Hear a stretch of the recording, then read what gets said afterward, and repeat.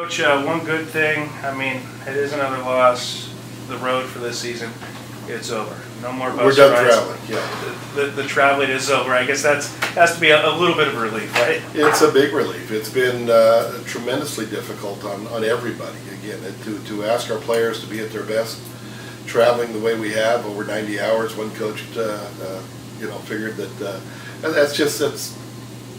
it's too bad it's that way. Let's say that. It's too bad it's that way. It does tax you mentally and physically.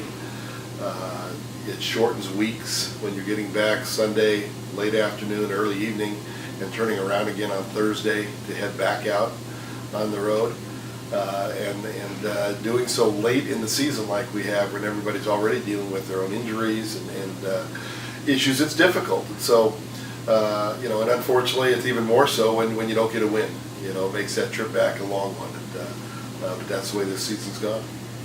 So you're back home one final time this week, and you guys have been competitive in all these games of late.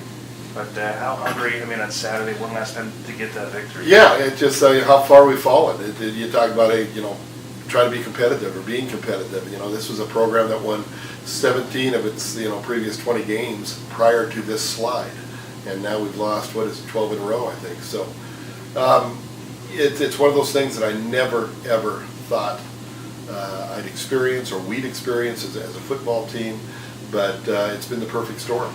And so you deal with the issues and try to move forward. I've been very, very proud of our players, the way they have continued to come to work each day, wanting to learn, wanting to get better.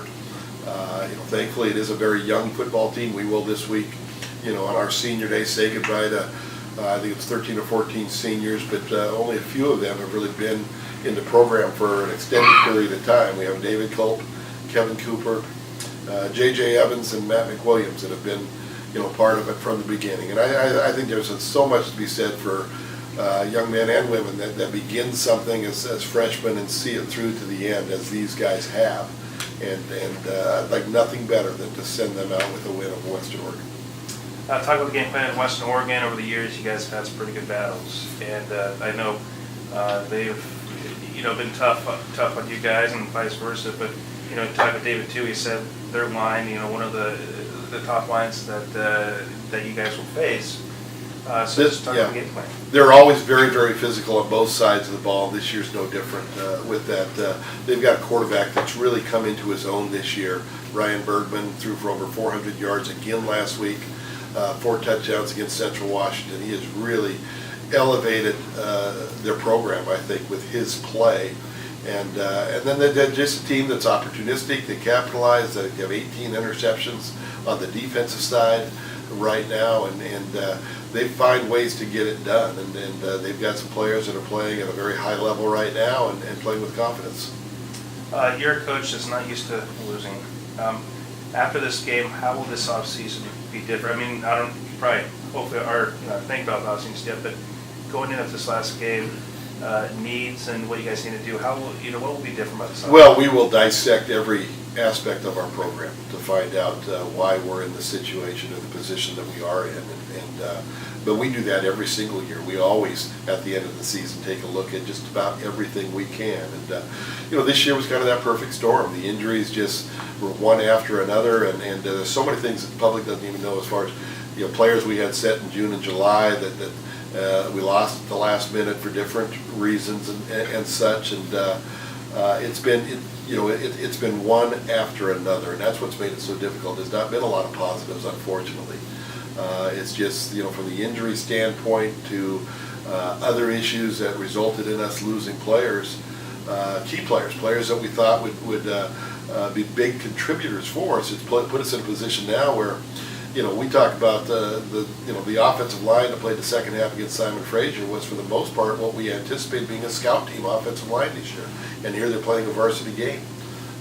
We've now lost with Ricky Sims out. We've now lost our top 3 running backs, and so you're looking at number 4, number 5, and number 6, and you don't scholarship your number 4, number 5, number 6 kids and things like that. So it's been difficult, to say the least. We will dissect every aspect of our program. We have a great deal of pride. We're all competitors, and this season has taxed every one of us.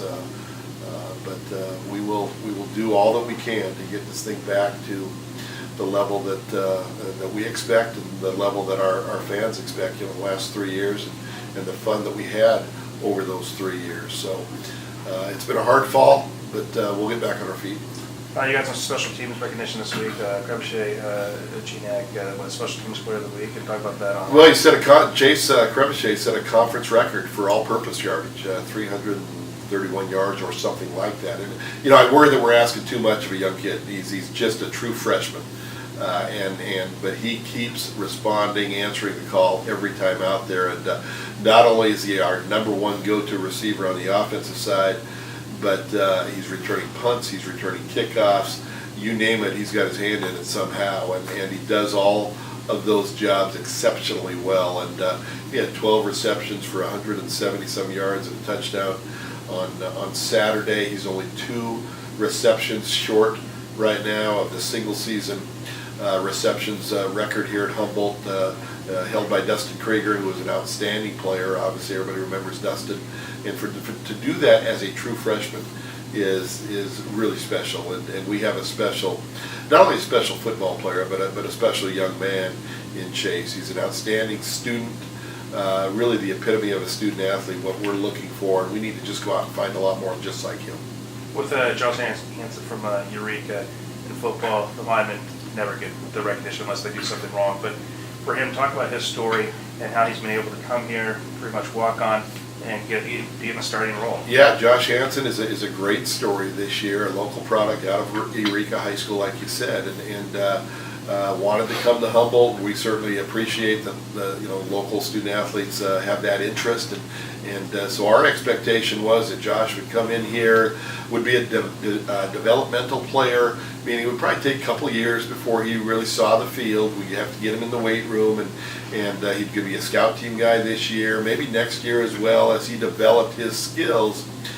However, he transformed himself over the summer, committed to the weight room, got in there with Drew Peterson and our lifting program, and really put on some great muscle, and then was prepared to take advantage of the opportunity when that came. And it came very quickly as we started. We lose Jonathan Rowe in the first game for the season, basically. We lose Jonathan Bagette, a guard, for the majority of the season. Lucas Govan was in there, and then he got hurt and was out for a while. And so as those injuries started to happen, Josh just kept working, and we moved him in.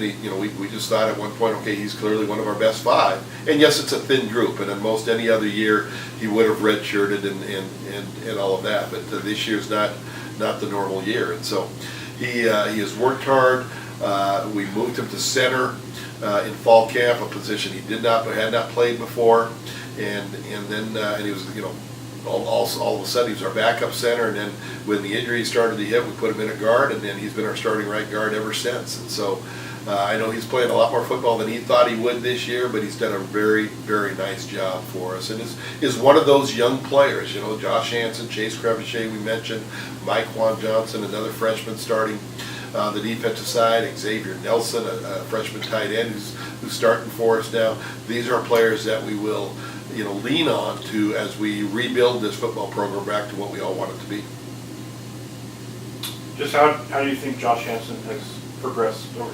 Obviously you said he's playing the red shirt and just the extreme circumstances. It's been hard on him, I'm sure, because you come in after playing your 9 or 10 game high school season, and you're thrown into what he's been thrown into.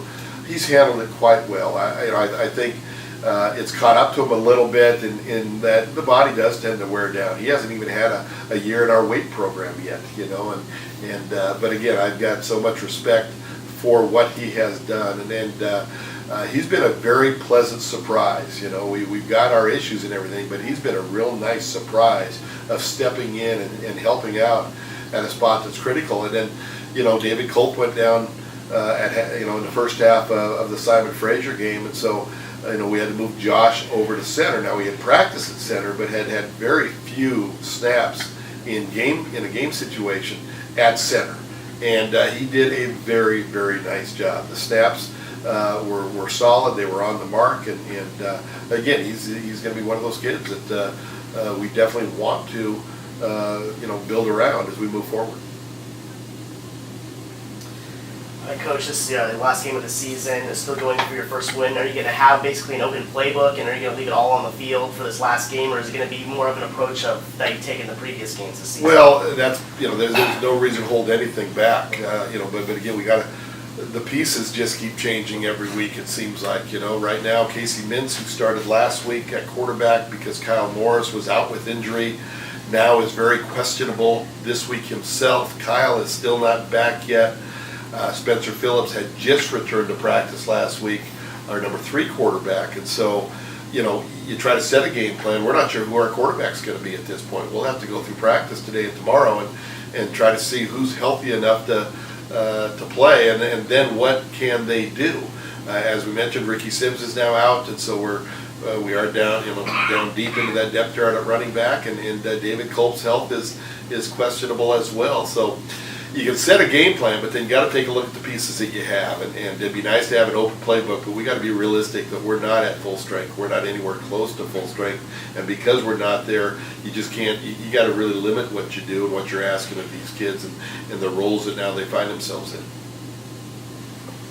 All right. Okay.